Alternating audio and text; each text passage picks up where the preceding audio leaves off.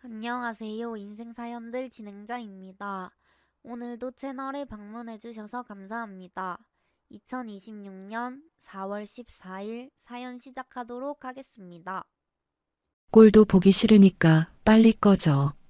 시도 못 받는 년이 이 집에서 밥이나 축내고 있었어. 시어머니가 제 캐리어를 발로 걷어차며 소리를 질렀습니다. 그 옆에서 불룩한 배를 감싸 안은 상간녀가 입꼬리를 올리며 킥킥 웃었습니다. 남편은 소파에 앉은 채 고개도 돌리지 않았습니다. 그날 저는 위자료 한 푼 없이 맨몸으로 쫓겨났습니다. 2년 뒤 그들은 저에게 돌잔치 초대장을 보내왔습니다. 식대를 전액 내놓으라는 전화와 함께 저는 웃으며 대답했습니다. 알겠다고, 아주 확실하게 계산해 주겠다고. 그 돌잔치가 지옥으로 변할 줄은 그들은 꿈에도 몰랐습니다. 오늘의 사연 시작합니다. 수요일 오전 강남 본사 대표실 창으로 4월의 햇살이 쏟아져 들어왔습니다. 저는 결제 서류 위에 볼펜을 내려놓고 목을 좌우로 돌렸습니다.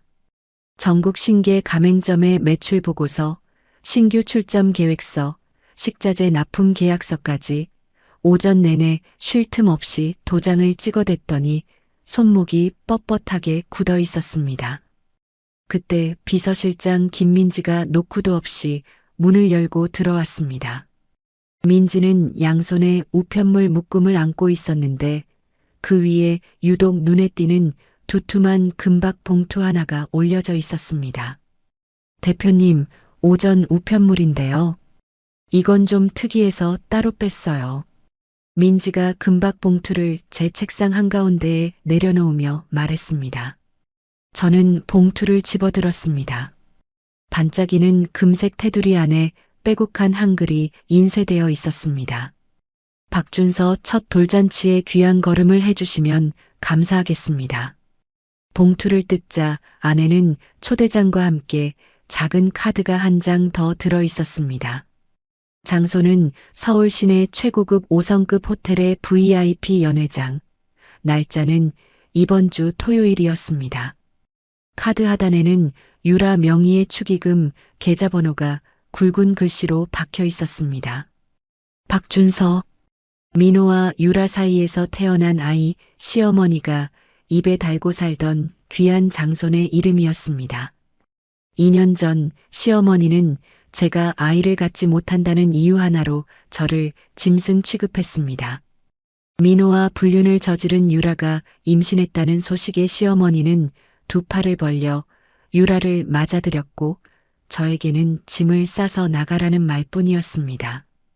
쫓겨나던 날 유라가 불룩한 배를 양손으로 감싸 안고 현관 앞에 떡 버티고 서 있던 모습이 떠올랐습니다. 언니 미안해요. 근데 어쩌겠어요. 시어머니가 저보고 들어오래서. 유라가 입꼬리를 올리며 고개를 까딱였습니다. 시어머니는 유라 옆에서 팔짱을 낀 채 제 캐리어를 발로 걷어찼습니다. 꼴도 보기 싫으니까 빨리 꺼져. 시도 못 받는 년이 이 집에서 밥이나 축내고 있었어. 민호는 거실 소파에 앉아 고개도 돌리지 않았습니다. 저는 캐리어 손잡이를 잡고 현관문을 나섰습니다. 등 뒤에서 유라의 킥킥거리는 웃음소리와 시어머니의 삿대질이 복도 끝까지 따라왔습니다. 그날 이후 2년 저는 길거리 포장마차 하나로 시작해 잠을 줄이고 이를 악물었습니다. 새벽 4시에 시장에서 재료를 떼어오고 밤 12시까지 혼자 홀을 닦았습니다. 손톱이 갈라지고 허리가 꺾여도 멈추지 않았습니다. 그 결과가 지금 이 자리, 전국 신계 가맹점을 거느린 대형 프랜차이즈 가온의 대표실이었습니다. 저는 초대장을 책상 위에 탁 내려놓았습니다. 민지 씨, 이거 누가 보낸 건지 발신인 확인돼요? 우편물에 별도 발신인 표기는 없었는데요. 혹시 아시는 분이에요? 민지가 눈을 동그랗게 뜨며 물었습니다. 저는 대답 대신 초대장을 손가락으로 톡톡 두드렸습니다. 바로 그 순간 책상 위에 놓아둔 제 개인 휴대폰이 진동을 울렸습니다. 화면에 뜬 번호를 보는 순간 제 손가락이 멈췄습니다. 2년 동안 단 한 번도 연락이 없던 전 시어머니의 번호였습니다. 저는 천천히 전화를 받아 귀에 가져다 댔습니다. 여보세요. 야, 윤지원이지. 나야 나. 시어머니의 쉰 목소리가 귀를 찔렀습니다. 2년이 지나도 달라진 게 하나도 없는 사람을 깔아뭉개는 그 말투였습니다. 초대장은 받았겠지. 이번 토요일에 우리 준서 돌잔치 하는 거 알지? 네, 방금 확인했습니다. 그래서 말인데 너 이제 좀 번다며. 인터넷에 다 나오더라. 돈 좀 벌었으면 이 집안에서 밥 먹고 잠자며 은혜 입은 거 갚아야 할 거 아니야. 시어머니가 기침 한 번 하더니 목소리를 한 톤 높였습니다. 토요일 날 호텔로 직접 와. 식대 전액 내가 계산해. 염치가 있으면 그 정도는 해야지. 저는 수화기를 쥔 손에 힘을 주었습니다. 손등 위로 핏줄이 돋아올랐습니다. 2년 동안 연락 한 통 없다가 돈이 궁하니 전화를 걸어온 것이었습니다. 저를 내쫓아 놓고도 여전히 호구로 보는 그 뻔뻔함에 심장이 빠르게 뛰기 시작했습니다. 하지만 저는 입꼬리를 천천히 끌어올렸습니다. 알겠습니다, 어머님. 토요일에 직접 가겠습니다. 아주 확실하게 계산 치러드릴게요. 그래, 그래야 사람이지. 빈손으로 오지 말고. 시어머니가 코웃음을 치며 전화를 끊었습니다. 저는 꺼진 화면을 한참 내려다보다가 휴대폰을 책상 위에 놓았습니다. 민지 씨. 네, 대표님. 목요일부터 주말까지 잡혀 있는 일정 전부 취소해 주세요. 민지가 태블릿을 꺼내 일정표를 확인하더니 눈을 크게 떴습니다. 전부요? 목요일에 투자사 미팅이랑 금요일 신규 매장 현장 점검도 다 빠지시게요? 전부 다요. 대신 법무팀 강도윤 변호사한테 긴급 미팅 잡아주시고 사설 정보업체 박 소장한테도 오늘 중으로 연락 넣어주세요. 민지가 고개를 끄덕이며 빠르게 메모를 했습니다. 저는 서랍에서 정보업체 전용 계좌가 적힌 메모를 꺼냈습니다. 그리고 착수금 입금을 위해 휴대폰 뱅킹 앱을 열었습니다. 목요일 오전 김민지가 밤사이 정보업체에서 도착한 급행 보고서를 가져왔습니다. 저는 커피잔을 옆으로 밀어놓고 봉투를 뜯었습니다. 첫 장부터 눈이 휘둥그레졌습니다. 민호는 제가 성공시킨 가온의 메뉴 구성과 인테리어를 그대로 베껴서 매장을 열었다가 1년도 못 버티고 문을 닫은 상태였습니다. 남은 건 밀린 임대료와 식자재 외상값, 거기에 사채까지 끌어다 쓴 빚더미뿐이었습니다. 시어머니는 아들의 빚을 틀어막겠다고 살던 아파트를 재산금융권에 담보로 넘겼는데 이자를 못 갚아서 경매 직전까지 몰린 상황이었습니다.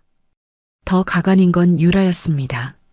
남편이 파산 직전인데도 유라는 카드 돌려막기로 명품을 사들이고 있었습니다. 보고서 마지막 장에는 유라가 이번 돌잔치를 초호화로 기획한 진짜 이유가 적혀 있었습니다. 하객들에게 걷어들인 축의금으로 자기 카드값과 밀린 빚을 갚으려는 속셈이었습니다. 초대장 하단에 축의금 계좌번호를 굵직하게 박아놓은 것도 그래서였습니다. 저는 보고서를 덮고 의자 등받이에 몸을 기댔습니다. 돌잔치가 아니라 축의금 수금 행사였던 겁니다.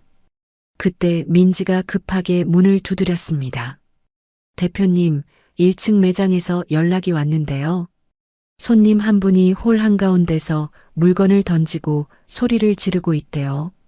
민지가 태블릿에 실시간 CCTV 화면을 돌려 보여줬습니다. 화면 속에서 흰 머리를 질끈 묶고 팔을 휘두르는 여자가 보였습니다.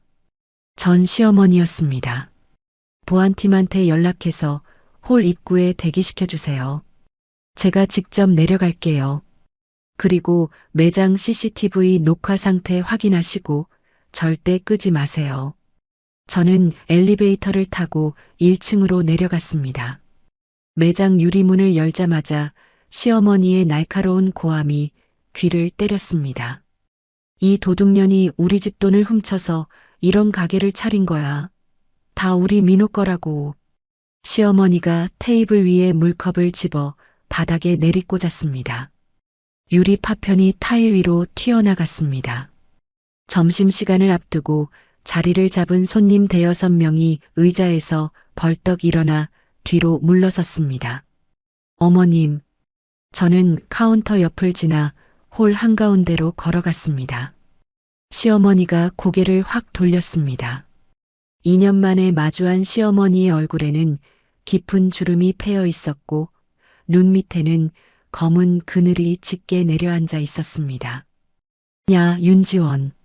너 전화 받고도 돈을 안 보내니까 내가 직접 온 거야. 시어머니가 저를 향해 손가락질을 하며 한 걸음 다가왔습니다. 토요일 돌잔치 호텔 예약금 1,000만 원. 당장 현찰로 내놔. 지금 당장. 어머님, 여기는 손님들이 식사하시는 곳입니다. 할 말씀이 있으시면 위층 사무실로 올라가시죠. 사무실은 무슨 사무실이야? 시어머니가 옆에 있던 메뉴판 꼬지를 손으로 쓸어 바닥에 떨어뜨렸습니다. 철제 꼬지가 타일 바닥에 부딪혀 쨍그랑 소리를 냈습니다. 내 아들 돈으로 장사 배워놓고 이혼하고 나서는 나 몰라라 하더니 이제 돈 좀 벌었으면 은혜를 갚아야지. 이 배은망덕한 년아. 손님들이 휴대폰을 꺼내 촬영하기 시작했습니다. 직원 2명이 시어머니에게 다가가려 했지만 저는 손을 들어 직원들을 멈춰 세웠습니다. 천장 모서리에 달린 CCTV에 빨간 불빛이 깜빡이고 있었습니다. 시어머니가 카운터 위에 냅킨 통을 집어들더니 제 발치를 향해 내던졌습니다. 냅킨이 바닥에 흩날렸습니다. 1,000만 원. 현찰로. 안 그러면 여기서 안 나가. 저는 흩어진 냅킨을 내려다보다가 고개를 들었습니다. 시어머니의 충혈된 눈과 시선이 부딪혔습니다. 어머님, 알겠습니다. 토요일에 호텔로 직접 가져다 드리겠습니다. 1,000만 원 현찰로요. 시어머니의 눈이 커졌습니다. 거칠게 숨을 몰아쉬던 시어머니가 입술을 핥으며 한 발 물러섰습니다. 진짜지. 말 바꾸면 가만 안 둬. 약속드립니다. 저는 또박또박 말했습니다. 시어머니가 코를 훌쩍이며 핸드백 끈을 어깨에 걸쳤습니다. 그래야 사람이지. 토요일에 봐. 시어머니가 어깨를 으쓱하며 매장 문을 밀고 나갔습니다. 유리문이 닫히고 시어머니의 뒷모습이 인도 너머로 사라질 때까지 저는 그 자리에 서서 지켜보았습니다. 저는 돌아서며 민지에게 전화를 걸었습니다. 민지 씨, 강도윤 변호사님한테 지금 바로 올라와 달라고 해주세요. 흥신소 박 소장님도 같이요.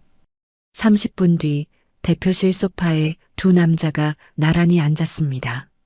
왼쪽은 깔끔한 네이비색 정장의 도윤이었고 오른쪽은 낡은 가죽 점퍼에 면도도 대충 한 박 소장이었습니다. 도윤이 제가 건넨 정보업체 보고서를 훑어보며 입을 열었습니다. 파산 직전이네요. 이 상태에서 5성급 호텔 돌잔치를 여는 건 축의금을 끌어모으려는 수밖에 없습니다. 도윤 씨, 저는 단순히 망신을 주려는 게 아니에요. 저는 초대장 위에 인쇄된 박준서 첫 돌잔치라는 글씨를 손가락으로 짚었습니다. 시어머니가 목숨보다 소중하게 여기는 게 뭔지 아시죠? 귀한 장손. 그 타이틀 자체를 무너뜨릴 거예요. 도윤이 안경 너머로 저를 가만히 들여다보았습니다. 아이의 친부가 민호가 아닐 수도 있다고 보시는 겁니까? 확인하려는 겁니다. 박 소장님. 저는 소파 맞은편에서 몸을 앞으로 숙이며 박 소장을 바라보았습니다. 유라라는 여자의 과거 행적을 전부 뒤져주세요. 임신 시기 전으로 어디를 다녔는지, 누구를 만났는지요. 이틀 안에 결과가 필요합니다. 저는 미리 준비해둔 수표 한 장을 테이블 위로 밀었습니다. 박 소장이 수표의 금액을 확인하더니 휘파람을 불 뻔한 입을 간신히 다물었습니다. 알겠습니다. 팀 전원 투입하죠.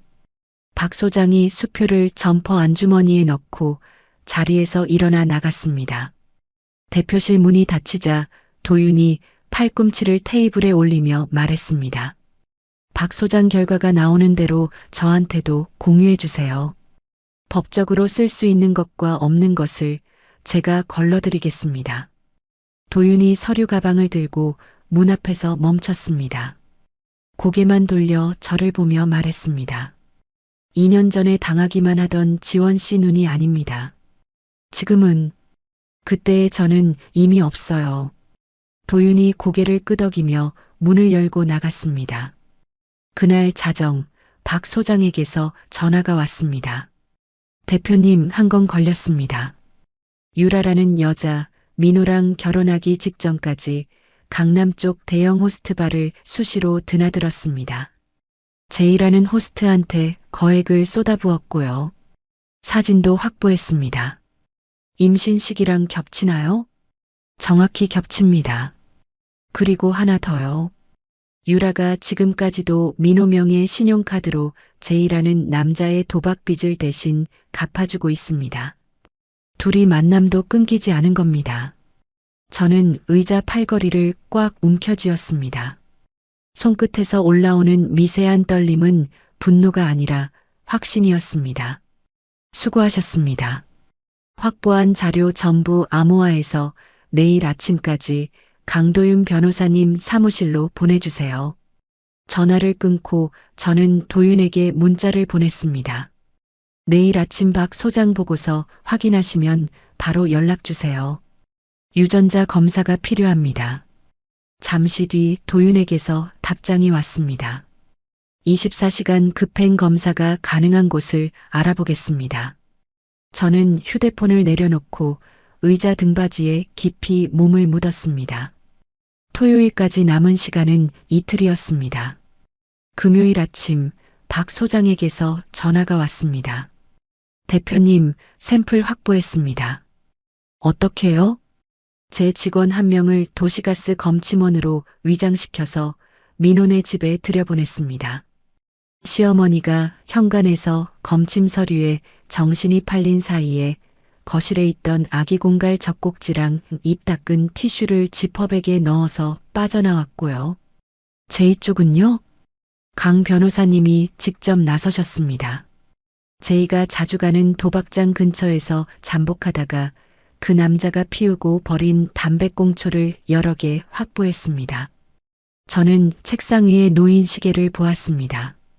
오전 9시 17분이었습니다. 토요일 돌잔치까지 남은 시간은 하루하고도 반나절이었습니다. 박 소장님, 샘플은 지금 어디에 있어요? 강 변호사님이 2건 다 가지고 계십니다. 지금 검사센터로 출발한다고 하셨고요. 전화를 끊자마자 도윤에게서 문자가 왔습니다. 샘플 2건 접수 완료. VIP 24시간 급행으로 넣었습니다. 오늘 밤까지 결과 나옵니다. 저는 문자를 확인하고 휴대폰을 내려놓았습니다. 이제 할 수 있는 것은 기다리는 것뿐이었습니다.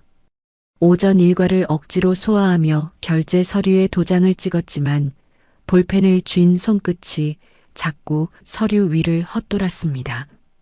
점심도 넘기고 오후 내내 대표실을 서성이다가 창밖이 주황빛으로 물들기 시작했습니다. 금요일 저녁 8시 42분 도윤이 대표실 문을 열고 들어왔습니다. 한 손에 암호화된 태블릿을 들고 있었습니다. 늘 차분하던 도윤의 눈빛에 미세한 떨림이 서려 있었습니다. 나왔어요? 나왔습니다. 도윤이 태블릿을 제 책상 위에 올려놓고 화면을 켰습니다. 흰 바탕 위에 검은 글씨와 숫자가 빼곡하게 적힌 유전자 검사 결과지가 떠올랐습니다. 저는 화면을 위에서 아래로 천천히 읽어 내려갔습니다. 심장이 목구멍까지 치밀어 올라왔습니다. 검사 대상자 A. 박민호의 아들 박준서. 검사 대상자 B. 호스트 J. 민호와 아기의 친자 확률 0%. J와 아기의 친자 확률 99.9%.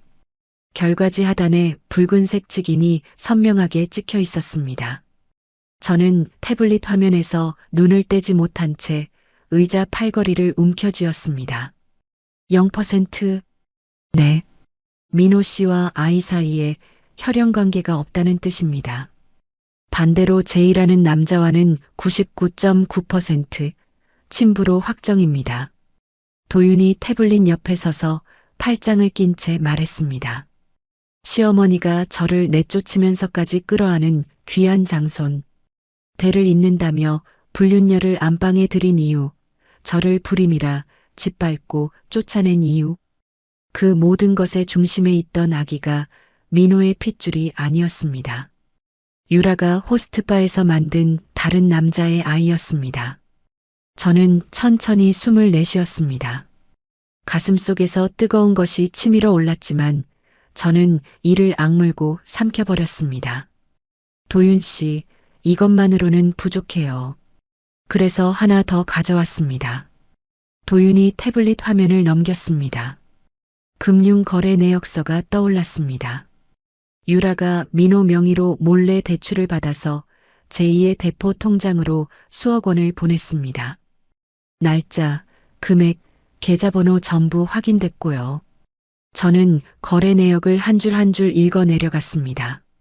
송금 날짜만 23건, 금액을 합치면 3억이 넘었습니다. 남편 이름으로 빚을 내서 다른 남자에게 갖다 바친 겁니다. 도윤 씨, 내일 돌잔치에서 이 자료들을 전부 쓸 거예요. 도윤이 안경을 벗어 셔츠 자락으로 닦으며 고개를 끄덕였습니다. 예상은 했습니다. 어떤 방식으로 쓸 건지 말씀해 주시면 법적으로 선을 잡겠습니다. 저는 의자에서 일어나 창가로 걸어갔습니다. 돌잔치 영상 송출은 호텔 영상팀이 담당하죠? 보통은 그렇습니다. 그 영상팀 직원을 한 명 만나야 해요. 유라가 준비한 아기 성장 동영상 대신 제가 만든 영상을 틀 거예요. 저는 돌아서서 도윤을 마주 보았습니다. 유라의 호스트바 사진, 매장에서 시어머니가 난동 부린 CCTV, 그리고 유전자 검사 결과지. 이걸 하나로 편집해서 연회장 대형 스크린에 띄울 겁니다. 도윤이 잠시 입술을 다물고 저를 지켜보더니 낮은 목소리로 말했습니다. 내일 그 자리에서 전부 끝내겠다는 거군요. 네. 한 방에요. 도윤이 서류 가방에서 휴대폰을 꺼내 어딘가에 전화를 걸었습니다. 접니다. 호텔 연애 담당 매니저 연결해 주세요. 네, 급한 건입니다. 저는 도윤이 통화하는 동안 박 소장에게 문자를 보냈습니다. 호스트 J 자택 주소 보내주세요. 내일 아침에 퀵으로 보낼 것이 있습니다. 잠시 뒤 주소가 도착했습니다. 내일 아침 제2의 자택으로 유전자 검사 결과지 사본과 돌잔치 초대장을 익명으로 보낼 겁니다. 자기 핏줄이라는 사실을 알게 된 남자가 가만히 앉아 있을 리 없었습니다. 도윤이 통화를 마치고 돌아왔습니다. 호텔 영상팀 직원, 오늘 밤 11시에 호텔 로비에서 만나기로 했습니다. 고마워요, 도윤 씨. 한 가지 더요. 민호한테 돈을 떼인 사채업자들 연락처 확보할 수 있어요? 도윤의 눈이 가늘어졌습니다. 내일 호텔에 축의금이 잔뜩 모인다는 정보를 흘리라는 겁니까? 저는 대답 대신 입꼬리를 올렸습니다. 도윤이 짧게 한숨을 내쉬며 고개를 끄덕였습니다. 알겠습니다. 제가 처리하죠. 저는 책상 서랍에서 빈 USB 하나를 꺼내 도윤에게 건넸습니다. 영상 편집은 제가 밤새 붙어서 할게요. 내일 아침까지 이 USB에 담아 놓을 테니 호텔 영상팀 직원한테 전달해 주세요. 도윤이 USB를 받아 쥐고 대표실 문을 향해 걸어갔습니다. 문손잡이에 손을 얹은 도윤이 고개를 돌렸습니다. 지원 씨, 내일 제가 옆에 있겠습니다. 저는 고개를 끄덕였습니다. 도윤이 문을 닫고 나간 뒤 저는 컴퓨터를 켜고 영상 편집 프로그램을 열었습니다. 시계는 밤 9시를 가리키고 있었습니다. 토요일 오전 저는 은행 본점 문이 열리자마자 은행장실로 안내받았습니다. 미리 연락을 넣어두었기에 빳빳한 신권 5만원권 200장이 은행 띠지로 단단하게 묶여 준비되어 있었습니다. 1,000만원짜리 현금 다발을 양손에 쥐자 묵직한 무게가 손바닥을 눌렀습니다. 저는 수행원이 들고 온 가방을 테이블 위에 올려놓았습니다. 특수 제작된 명품 크리스털 투명 가방이었습니다. 아니, 훤히 들여다보이는 이 가방에 현금 다발을 빈틈없이 채워 넣었습니다. 투명한 벽 너머로 5만원권의 초록빛이 선명하게 빛났습니다. 은행을 나서며 저는 차 안에서 도윤에게 전화를 걸었습니다. 도윤 씨, USB 전달은 됐어요? 새벽에 영상팀 직원한테 직접 건넸습니다. 유라가 준비한 USB 대신 우리 것을 꼭기로 확약받았고요. 제이한테 보낸 퀵은요? 오전 8시에 배달 완료 확인했습니다. 유전자 검사 결과지 사본이랑 돌잔치 초대장 둘 다 문 앞에 놓고 왔다고 합니다. 사채업자 쪽은요? 어젯밤에 익명 문자를 보내놨습니다. 오늘 호텔 연회장에서 민호가 수천만 원어치 축의금을 걷는다는 내용으로요. 저는 창밖으로 스쳐 지나가는 거리를 바라보며 고개를 끄덕였습니다. 고마워요. 호텔에서 봐요. 오후 2시 호텔에 도착한 저는 최고층 VIP 특실로 올라갔습니다. 전날 통째로 빌려둔 스위트룸에서 도윤이 먼저 와 노트북을 펼쳐놓고 있었습니다. 연회장에 하객들이 모이기 시작했습니다. 유라가 입구에서 축의금 봉투를 직접 챙기고 있고 민호는 시어머니랑 단상 옆에 서 있네요. 도윤이 노트북 화면을 돌려 보여줬습니다. 연회장 내부 화면이었습니다. 유라가 하객들에게 연신 허리를 숙이며 봉투를 받아 챙기고 있었고 민호는 양복을 입고 있었지만 어깨가 축 처져 있었습니다. 시어머니는 한복을 차려입고 하객들 사이를 돌아다니며 연신 입을 놀리고 있었습니다. 저는 전신 거울 앞에 섰습니다. 수천만 원을 호가하는 검은 정장이 몸에 빈틈없이 감겨 있었고 귀와 목에 걸린 보석들이 조명 아래서 날카롭게 빛을 쏘았습니다. 2년 전 캐리어 하나 끌고 쫓겨나던 여자의 모습은 어디에도 없었습니다. 저는 크리스털 가방을 집어들었습니다. 투명한 가방 안에서 1,000만 원의 현금 다발이 출렁였습니다. 가시죠. 수행원 2명을 대동하고 엘리베이터를 타고 연회장 층으로 내려갔습니다. 연회장 큰 문 앞에 서자 안쪽에서 웅성거리는 소리와 잔잔한 음악이 새어나왔습니다. 저는 숨을 한번 깊이 들이쉬고 문을 밀었습니다. 화려한 샹들리에 불빛이 쏟아졌습니다. 둥근 테이블마다 하객들이 빼곡히 앉아 있었고 단상 위에는 꽃으로 장식한 아기 의자가 놓여 있었습니다. 문이 열리는 소리에 가장 가까운 테이블의 하객 서너시 고개를 돌렸습니다. 그 시선이 저를 훑더니 눈이 커졌습니다. 웅성거림이 파도처럼 번져나갔습니다. 테이블마다 고개가 돌아갔고 수저를 들던 손이 멈췄습니다.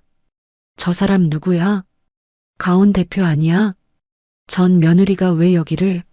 속삭임이 연회장을 채우는 사이 저는 수행원들과 함께 중앙 통로를 걸었습니다. 구두굽이 대리석 바닥을 또각또각 두드렸습니다. 크리스털 가방 안에 현금 다발이 샹들리에 빛을 받아 초록빛으로 번쩍였습니다. 시어머니가 하객들 사이에서 저를 발견하고 눈을 부릅떴습니다. 한복 고름을 움켜쥐고 성큼성큼 다가오더니 손가락을 치켜들었습니다. 야, 윤지원. 여기가 내가 올 자리. 저는 시어머니의 손가락 끝을 눈으로 한번 훑고 시선을 돌려 시어머니 옆을 스쳐 지나갔습니다. 시어머니가 허공에 멈춘 채 입을 벌리고 서 있었지만 저는 단상 중앙의 메인 테이블을 향해 걸음을 멈추지 않았습니다. 메인 테이블 앞에 도착했습니다. 유라가 분홍색 드레스를 입고 테이블 옆에 서 있었고 민호가 유라 뒤에서 축의금 봉투를 정리하다가 고개를 들었습니다. 민호의 눈이 저를 보는 순간 휘둥그레졌습니다. 지원이? 내가 왜? 저는 대답하지 않았습니다. 크리스털 가방을 두 손으로 들어 올려 메인 테이블 한가운데에 내려놓았습니다. 쾅! 묵직한 소리가 연회장에 울렸습니다. 테이블 위에 꽃병이 흔들렸고 가까운 테이블에 앉은 하객들이 움찔했습니다. 투명한 가방 안의 신권 다발이 모든 하객들의 시선을 빨아들였습니다. 유라가 현금을 보고 눈을 크게 뜨더니 입술을 달싹였습니다. 이게 약속한 1,000만 원이에요. 저는 유라와 민호를 번갈아 보며 가볍게 목례를 건넸습니다. 그리고 돌아서서 단상 옆 VIP석 의자에 다리를 꼬고 앉았습니다. 연회장이 술렁였습니다. 하객들이 수군거리는 소리가 홀 전체를 채웠고 시어머니가 뒤늦게 단상으로 달려와 민호의 팔을 잡아 끌며 뭐라 소곤거렸습니다. 유라가 얼굴을 붉힌 채 마이크를 집어들었습니다. 떨리는 목소리로 하객들에게 웃어 보이려 애쓰며 말했습니다.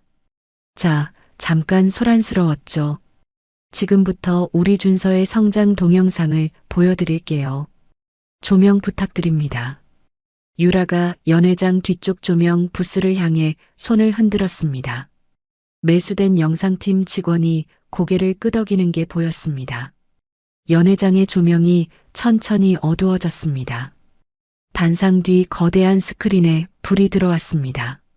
하지만 화면에 나타난 것은 아기 사진이 아니었습니다. 어두운 호스트바의 붉은 조명 아래 한 남자의 무릎 위에 올라앉아 지폐를 공중에 흩뿌리는 여자가 스크린 가득 비쳤습니다. 유라였습니다. 스크린 속 유라가 호스트 제이의 무릎 위에서 샴페인 잔을 들어 올리며 웃고 있었습니다. 테이블 위에는 돈다발이 흩어져 있었고 제이가 유라의 허리를 감싼 채 카메라를 향해 V를 그리고 있었습니다. 연회장이 순식간에 얼어붙었습니다. 마이크를 쥔 유라의 손이 덜덜 떨리기 시작했습니다. 이게 뭐야? 이거 내가 준비한 영상이 아닌데. 유라가 조명 부스를 향해 소리를 질렀지만 영상은 멈추지 않았습니다. 장면이 바뀌었습니다.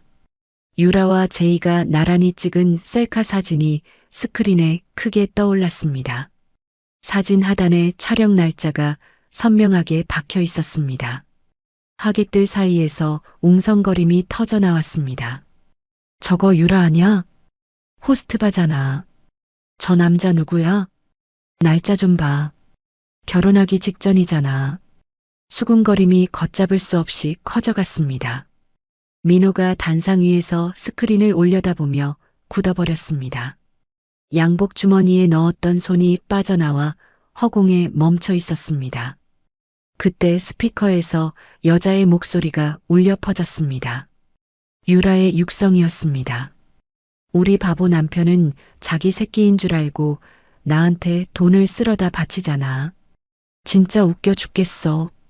킥킥거리는 웃음소리가 스피커를 타고 연회장 구석구석까지 퍼졌습니다. 민호의 얼굴이 하얗게 질렸습니다. 입술이 파르르 떨리더니 목에서 신음이 새어나왔습니다. 유라 이게 무슨 소리야? 민호가 몸을 돌려 유라를 노려보았습니다. 유라가 마이크를 떨어뜨리며 두 손을 내저었습니다. 아냐, 이건 조작이야. 누가 일부러 만든 거라니까. 바로 그 순간 스크린이 하얀 배경으로 바뀌었습니다. 화면 가득 붉은 글씨가 떠올랐습니다. 유전자 검사 결과서, 검사 대상자 A, 박민호와 아들 박준서, 친자 확률 0%, 검사 대상자 B, 제이와 아들 박준서, 친자 확률 99.9%, 결과지 하단의 붉은 직인까지 스크린에 선명하게 확대되었습니다. 연회장 전체가 숨을 멈췄습니다. 찰나의 정적이 흐른 뒤 사방에서 탄식이 쏟아졌습니다. 세상에 남편 자식이 아니래. 0%라니. 아예 피가 안 섞였다는 거잖아. 호스트바 남자 자식이었어? 하객들이 자리에서 벌떡벌떡 일어났습니다. 휴대폰을 꺼내 스크린을 찍는 사람, 입을 틀어막고 옆 사람에게 매달리는 사람, 황급히 짐을 챙기는 사람. 연회장은 순식간에 뒤집어졌습니다. 시어머니가 단상 아래에서 스크린을 올려다보고 있었습니다. 입이 반쯤 벌어져 있었고 눈알이 스크린에 박힌 듯 움직이지 않았습니다. 0%가 무슨 우리 준서가 민호 자식이 아니라고? 그럼 우리 장손이. 시어머니의 목소리가 가늘게 떨렸습니다. 한복 고름을 움켜쥔 손가락이 하얗게 변해 있었습니다. 시어머니의 눈이 풀려갔습니다. 무릎이 꺾이더니 몸 전체가 앞으로 기울었습니다.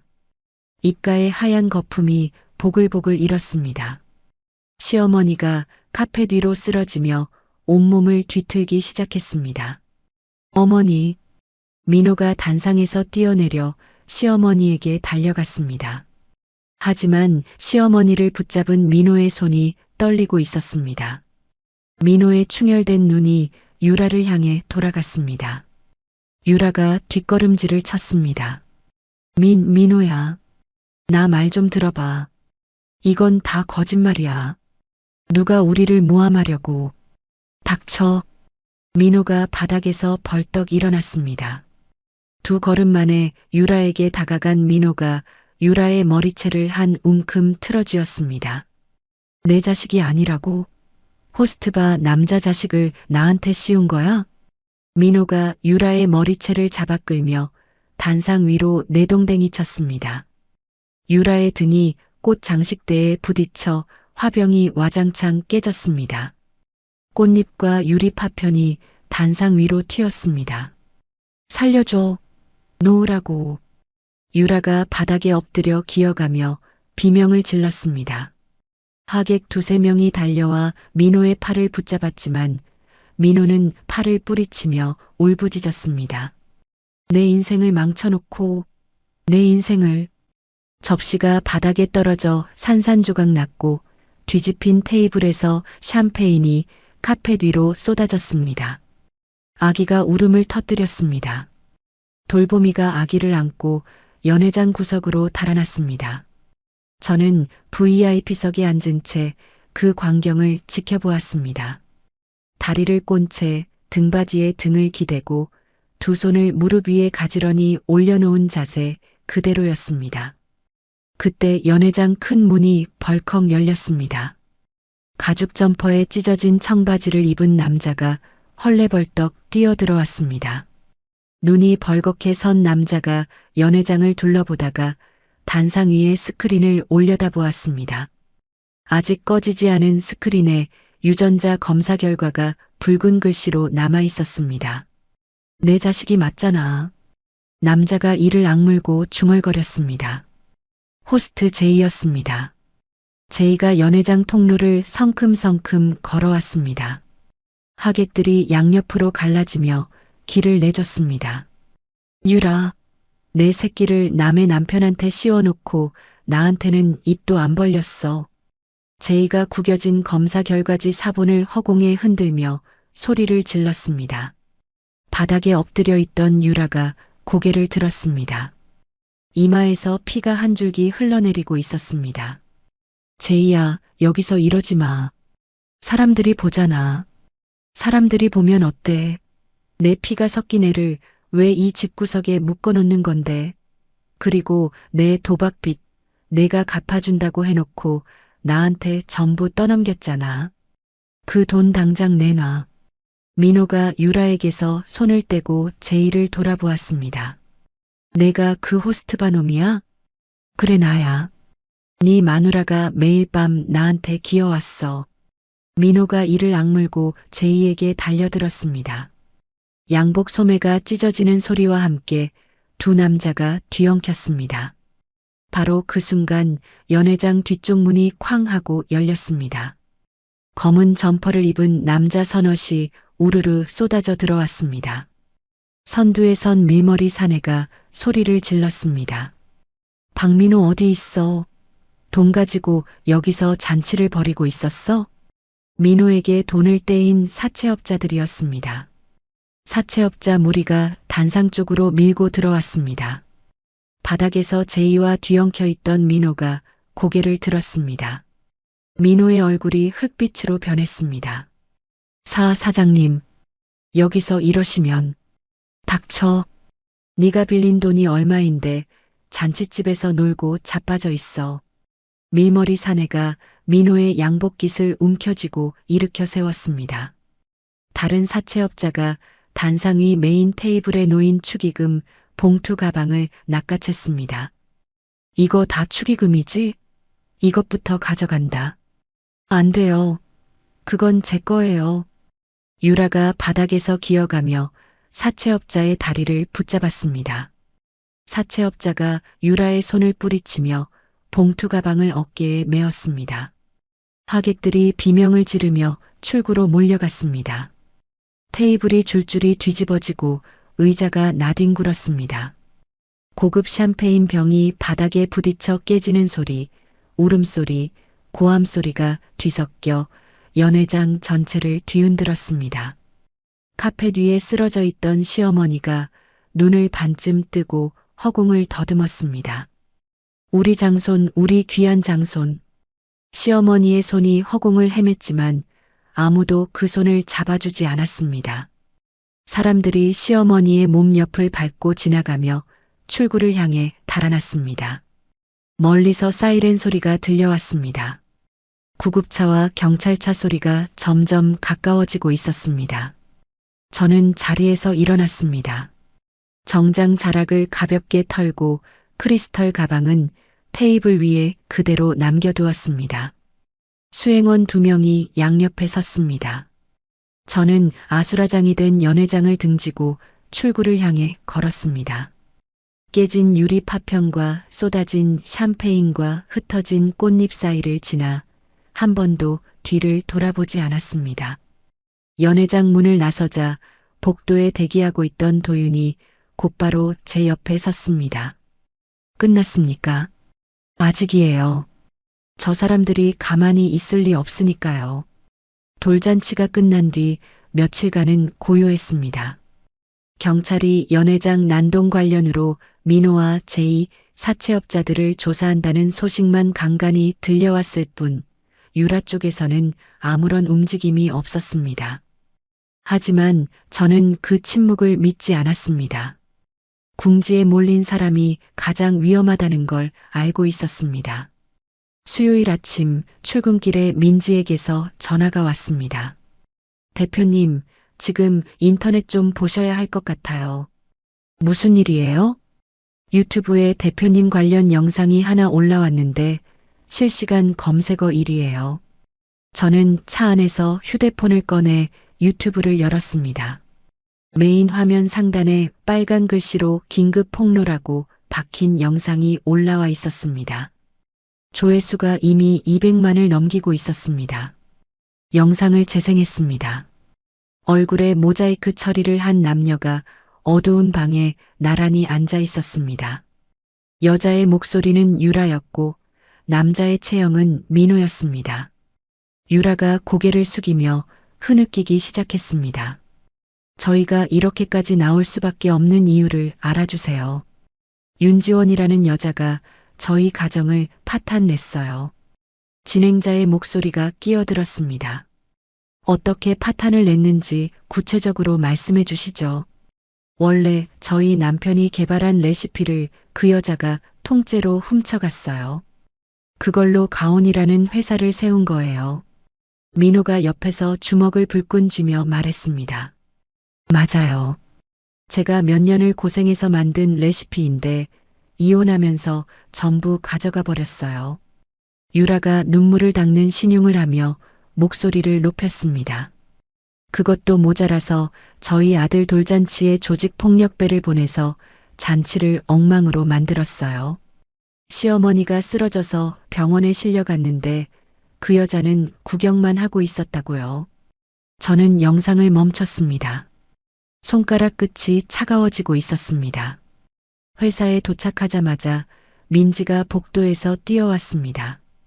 대표님, 영상 댓글에 불매운동하자는 글이 수천 개 달렸고 벌써 가맹점 몇 군데에서 항의 전화가 오고 있어요. 주가는요? 개장하자마자 떨어지기 시작했어요. 저는 대표실로 들어가 컴퓨터를 켰습니다. 온라인 커뮤니티마다 제 이름이 도배되어 있었습니다. 가온 대표 윤지원, 남편 레시피 훔친 도둑년, 돌잔치에 조폭 보낸 여자, 가온 불매운동 동참합니다. 진실 확인 없이 퍼져나간 글이 눈덩이처럼 불어나고 있었습니다. 오후가 되자 고객센터 전화기가 쉴 틈 없이 울렸고 직원들이 수화기를 들 때마다 욕설이 쏟아졌습니다. 매출이 시간 단위로 곤두박질 쳤습니다. 저녁 무렵 본사 로비가 시끄러워졌습니다. 대표님, 가맹점주 대표들이 로비에 모여서 시위를 시작했어요. 당장 해명하라고요. 저는 창가에 서서 아래를 내려다보았습니다. 정문 앞에는 개인 방송 카메라를 든 유튜버 대여섯 명이 진을 치고 있었고 출근하는 직원들의 길을 막아서며 마이크를 들이밀고 있었습니다. 민지 씨, 지금부터 본사 출입 전면 통제해 주세요. 정문 뒷문 전부 보안 요원 배치하고 외부인 출입 일절 차단이요. 네, 대표님. 그리고 강도윤 변호사님한테 지금 바로 상황실로 와달라고 연락해 주세요. 민지가 나간 뒤 저는 블라인드를 내렸습니다. 밖에서 들려오는 고함 소리와 카메라 셔터 소리가 블라인드 너머로 스며들었습니다. 10분 뒤 도윤이 서류 가방을 들고 상황실에 들어왔습니다. 영상 확인했습니다. 선수를 쳤네요. 도윤 씨, 저 영상 뒤에 돈이 움직였을 거예요. 유라가 남은 명품을 팔아서 유튜버한테 건넸을 가능성이 높아요. 도윤이 의자에 앉으며 서류 가방에서 노트북을 꺼냈습니다. 같은 생각입니다. 유튜버의 자금 흐름을 추적하면 유라와의 거래 내역이 나올 겁니다. 그리고 레시피 도용 주장도 뒤집을 수 있어요. 어떻게요? 지원 씨가 가온 메뉴를 개발할 때 레시피를 제공한 요리 연구가들이 있잖아요. 그분들에게서 합법적으로 권리를 넘겨받은 공증 서류가 남아 있습니다. 반대로 민호는 지원 씨 브랜드를 표절했다가 회사 공금까지 횡령한 전력이 있고 검찰에 넘겨진 기록도 있어요. 저는 도윤을 마주보며 고개를 끄덕였습니다. 전부 끌어모아 주세요. 유튜버 자금 추적, 레시피 공증 서류, 민호 횡령 기록. 하나도 빠짐없이요. 도윤이 노트북을 두드리며 말했습니다. 이틀이면 충분합니다. 저는 상황실 벽에 걸린 시계를 올려다보았습니다. 밖에서는 가맹점주들의 구호 소리가 점점 커지고 있었습니다. 이틀 안에 끝내주세요, 도윤 씨. 이번에는 저 사람들이 다시는 일어서지 못하게 만들 거예요. 도윤이 노트북에서 눈을 떼고 저를 올려다보았습니다.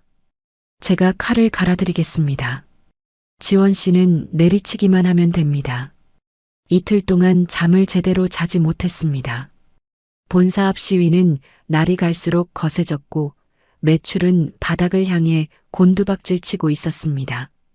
가맹점주들의 항해 전화가 하루에 수백 통씩 쏟아졌습니다. 하지만 도윤은 약속을 지켰습니다. 이틀째 되는 날 저녁 도윤이 두툼한 서류 봉투 3개를 들고 상황실에 들어왔습니다. 전부 확보했습니다. 도윤이 첫 번째 봉투를 열며 말했습니다.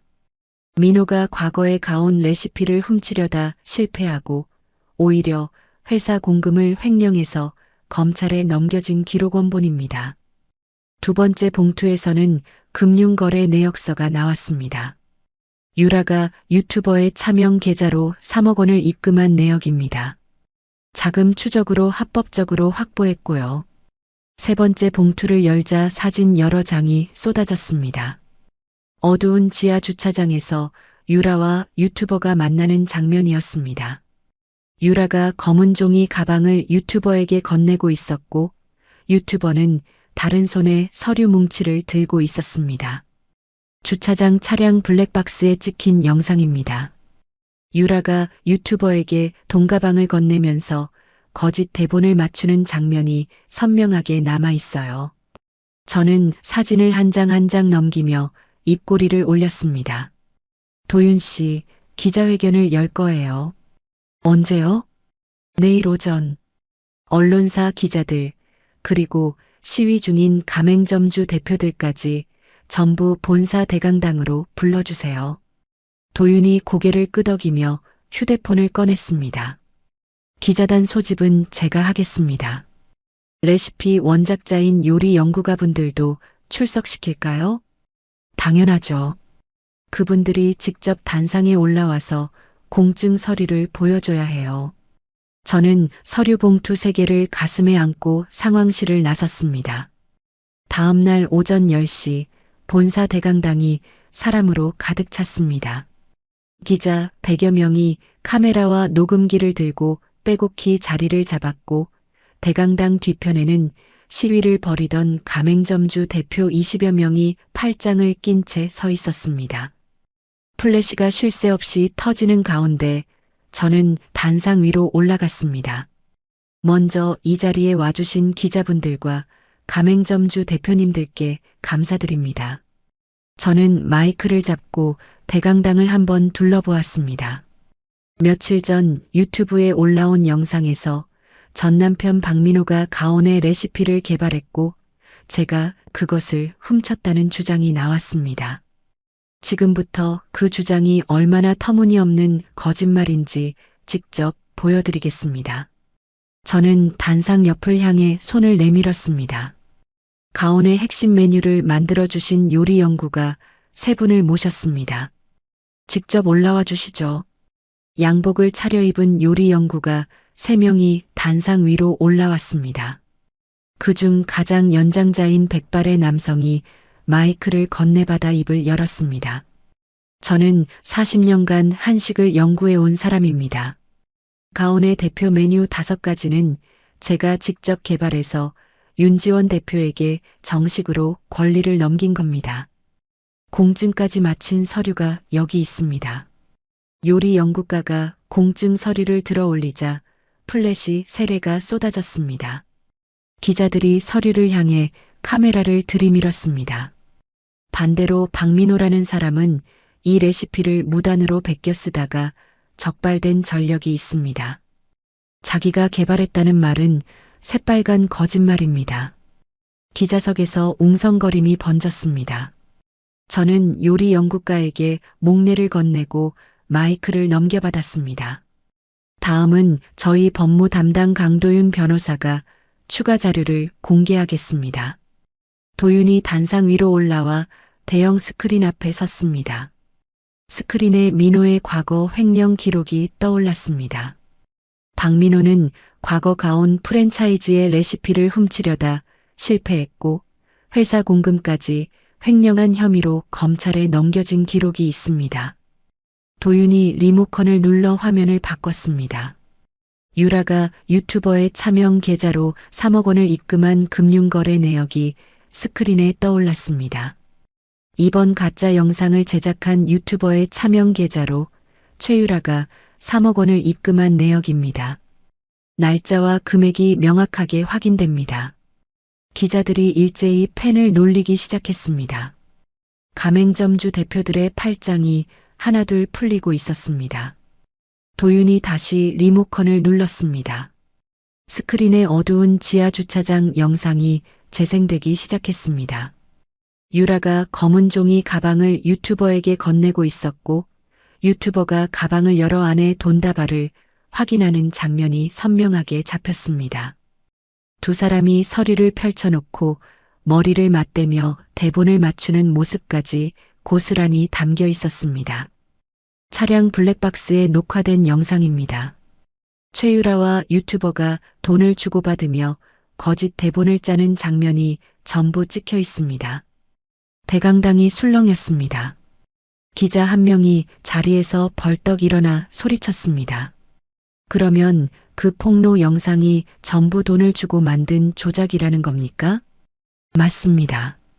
처음부터 끝까지 돈으로 사서 만든 가짜입니다. 도윤이 또박또박 대답했습니다. 대강당 뒤편에서 가맹점주 한 명이 두 손으로 얼굴을 감쌌습니다. 저는 도윤에게서 마이크를 넘겨받고 단상 중앙에 섰습니다. 저는 오늘부로 박민호, 최유라 그리고 해당 유튜버를 거짓 사실 퍼뜨리기, 업무방해, 특수공갈 혐의로 형사 고소했습니다. 동시에 수백억 원 규모의 손해배상 청구 소송도 접수했습니다. 플래시가 폭풍처럼 터졌습니다. 기자들이 일제히 손을 들었습니다. 바로 그 순간 대강당 뒤쪽에서 민지가 뛰어들어왔습니다. 민지가 태블릿을 들고 단상 앞까지 달려와 저에게 화면을 보여줬습니다. 속보 알림이 떠 있었습니다. 대표님, 지금 그 유튜버가 해외로 도망치려다 공항에서 잡혔대요. 출국 금지가 걸려서 발이 묶였다고요. 저는 태블릿 화면을 기자들을 향해 돌렸습니다. 보시다시피 가짜 영상을 만든 유튜버가 방금 공항에서 출국 금지에 걸렸습니다. 대강당이 한순간 조용해졌다가 곧 여기저기서 탄성이 터져 나왔습니다. 속보 화면에는 공항 출국장에서 분노한 빚쟁이들과 피해 가맹점주들에게 둘러싸여 멱살을 잡히는 유튜버의 모습이 생중계되고 있었습니다. 기자회견이 실시간으로 뉴스에 송출되면서 대강당 분위기가 완전히 뒤집어졌습니다. 저를 향하던 의심과 분노가 사라지고 카메라 앞에서 고개를 끄덕이는 기자들의 표정이 달라져 있었습니다. 뒤편에 서 있던 가맹점주 대표 한 명이 앞으로 나와 단상 아래에서 허리를 깊이 숙였습니다. 대표님, 저희가 확인도 안 하고 몰아세워서 죄송합니다. 괜찮습니다. 대표님들도 피해자예요. 저는 가맹점주 대표의 손을 잡아 일으켜 세웠습니다. 기자회견이 끝나자 본사 앞을 막아서던 유튜버들은 카메라를 챙겨 주랭랑을 쳤습니다. 시위를 벌이던 가맹점주들은 본사 로비에서 직원들에게 고개를 숙이며 생업으로 돌아갔습니다. 대강당을 나서자 복도에 쏟아지는 카메라 플래시 사이로 도윤이 제 옆에 나란히 걸었습니다. 서류 가방을 단단히 쥔 도윤의 옆모습이 눈에 들어왔습니다. 도윤 씨, 네, 고마워요. 도윤이 고개를 살짝 돌려 저를 보며 입꼬리를 올렸습니다. 아직 끝난 게 아닙니다. 재판이 남았으니까요. 기자회견 이후 6개월이 흘렀습니다. 기자회견 다음 날부터 온라인 커뮤니티의 분위기가 완전히 뒤집어졌습니다. 저를 향하던 욕설과 불매운동은 하루아침에 사라졌고 가맹점마다 물건을 싹쓸이하는 응원 소비가 이어졌습니다. 매출은 역대 최고치를 찍었고 주가는 기자회견 전보다 2배 넘게 뛰어올랐습니다. 그리고 6개월 뒤 재판 결과가 나왔습니다. 법정에서 유라의 얼굴을 마주한 건 선고 당일이 처음이었습니다. 수갑을 찬 유라가 피고인석에 앉아 있었습니다. 반년 전 분홍색 드레스를 입고 돌잔치 마이크를 잡던 여자의 모습은 어디에도 없었습니다. 뼈만 앙상하게 남은 얼굴에 다크서클이 눈 밑까지 내려와 있었습니다. 재판장이 선고문을 읽기 시작했습니다. 피고인 최유라에게 징역 3년을 선고합니다. 유라가 피고인석에서 고개를 떨구었습니다. 어깨가 들썩이며 흐느끼는 소리가 새어나왔지만 방청석에서 동정하는 사람은 아무도 없었습니다. 유라에게 돈을 받고 가짜 영상을 만든 유튜버도 같은 날 유죄 판결을 받았습니다. 채널은 영구 삭제되었고 피해 가맹점주들이 낸 수백억 원의 손해배상 소송에 휘말려 완전히 파산했습니다. 법정을 나서는데 도윤이 서류 가방을 들고 뒤따라왔습니다. 민호 쪽 소식도 들어왔습니다. 어떻게 됐어요? 손해배상 판결을 감당하지 못하고 정가자 신분으로 일용직을 전전하고 있답니다. 도윤이 걸음을 멈추고 저를 바라보았습니다. 그리고 하나 더요. 민호가 아기에 대한 친생자 부인 소송을 포기했습니다. 변호사를 선임할 돈이 없어서요. 저는 법원 계단에 멈춰섰습니다. 그러면 민호가 법적으로 제2 아들의 아버지로 남는 거예요? 네. 매달 일당에서 양육비가 강제로 빠져나갑니다. 남의 자식 양육비를 평생 내야 하는 겁니다. 저는 하늘을 올려다보았습니다. 맑은 가을 하늘이 법원 건물 위로 넓게 펼쳐져 있었습니다. 시어머니는요? 집이 경매로 넘어가서 길거리로 나앉았고 치매 증상이 심해져서 무료 급식소를 전전하고 있다고 합니다. 지나가는 아이들만 보면 장손이라 부르며 매달린답니다.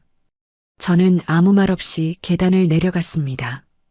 2년 전 현관 앞에서 제 캐리어를 발로 걷어차던 시어머니의 모습이 스쳐 지나갔습니다. 가슴 한쪽이 먹먹했지만 눈물은 나오지 않았습니다. 그 사람들이 스스로 선택한 길이었습니다. 제이는요?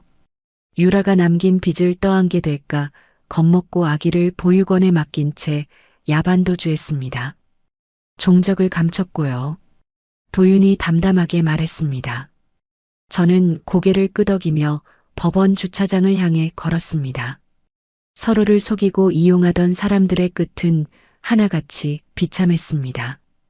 귀한 장손이라 떠들던 아기는 보육원에 버려졌고 장손의 목숨을 걸던 시어머니는 남의 아이에게 매달리며 길거리를 헤매고 있었습니다. 그로부터 한 달 뒤 저는 새로 완공된 가온 신사옥에서 글로벌 투자 유치 론칭 파티를 열었습니다. 해외 시장 진출을 선언하는 자리였습니다. 대형 투자사 대표들과 해외 바이어들이 신사옥 대강당을 가득 채웠고 기자들의 카메라가 단상 위에 저를 비추고 있었습니다. 가온은 오늘부터 글로벌 브랜드로 도약합니다. 저를 믿고 함께해 주신 가맹점주분들과 직원분들 그리고 고객분들께 진심으로 감사드립니다. 박수가 쏟아졌습니다. 단상에서 내려온 저를 도윤이 맞이했습니다. 오늘 도윤은 정장 대신 가온 본사 임원 명찰을 달고 있었습니다. 도윤은 한 달 전 자신이 몸담았던 로펌 대표직을 내려놓았습니다. 그리고 제 회사의 공동대표이자 법무총괄로 정식 합류했습니다. 축하합니다, 대표님. 도윤이 샴페인 잔을 건네며 말했습니다. 저는 잔을 받아들며 도윤의 눈을 바라보았습니다. 대표님이라니. 이제 같은 대표끼리 그렇게 딱딱하게 부를 거야? 도윤이 잠깐 멈칫하더니 입꼬리를 올렸습니다. 축하해, 지원아. 고마워, 도윤아. 론칭 파티가 끝난 밤, 저는 도윤과 함께 신사옥 최고층 스카이라운지 테라스로 올라갔습니다. 유리난간 너머로 서울 도심의 야경이 끝없이 펼쳐져 있었습니다. 수만 개의 불빛이 검은 하늘 아래서 반짝이고 있었습니다. 바람이 불어왔습니다. 저는 난간에 기대어 서서 샴페인 잔을 들었습니다. 도윤이 제 옆에 나란히 서서 같은 곳을 바라보고 있었습니다. 도윤아. 응. 2년 전에 빗속에서 캐리어 하나 끌고 나오던 날 다시는 누구한테 밟히는 사람이 되지 않겠다고 다짐했어. 저는 야경을 내려다보며 말했습니다. 근데 혼자였으면 여기까지 못 왔을 거야. 도윤이 고개를 돌려 저를 바라보았습니다. 도윤의 손이 난간 위에 놓인 제 손 위로 천천히 포개졌습니다. 따뜻한 온기가 손등을 타고 올라왔습니다. 앞으로도 혼자 보내지 않을 거야. 도윤이 제 손을 꼭 쥐며 말했습니다. 저는 도윤의 손을 맞잡고 샴페인 잔을 야경을 향해 들어 올렸습니다. 도윤도 잔을 들었습니다. 유리잔이 부딪히며 맑은 소리가 밤하늘에 울려 퍼졌습니다. 2년 전 빗속에서 버려졌던 윤지원은 이제 어디에도 없었습니다. 2년 전 빗속에서 캐리어 하나 끌고 쫓겨나던 여자는 눈물 대신 이를 악물었습니다. 새벽 4시에 시장 문을 두드리고 밤 12시까지 홀을 닦으며 하루하루를 버텨냈습니다. 그 끝에서 윤지원은 자신을 버린 사람들 앞에 당당히 서서 계산을 치렀습니다. 복수는 화려했지만 그 복수를 만든 건 화려함이 아니었습니다. 포장마차 앞에서 갈라진 손톱으로 국을 끓이던 새벽 허리가 꺾여도 일어서던 그 시간들이 진짜 무기였습니다. 누군가 당신을 만만하게 본다면, 무너뜨리려 든다면 기억하세요. 가장 강한 반격은 당신이 잘 사는 것입니다. 이야기를 끝까지 들어주신 분이 계시다면 잘 들었다고 댓글 하나만 남겨주세요. 감사합니다. 오늘의 사연도 끝까지 들어주신 시청자 여러분, 감사합니다. 오늘 하루도 무탈하고 행복한 하루 보내시길 바라겠습니다.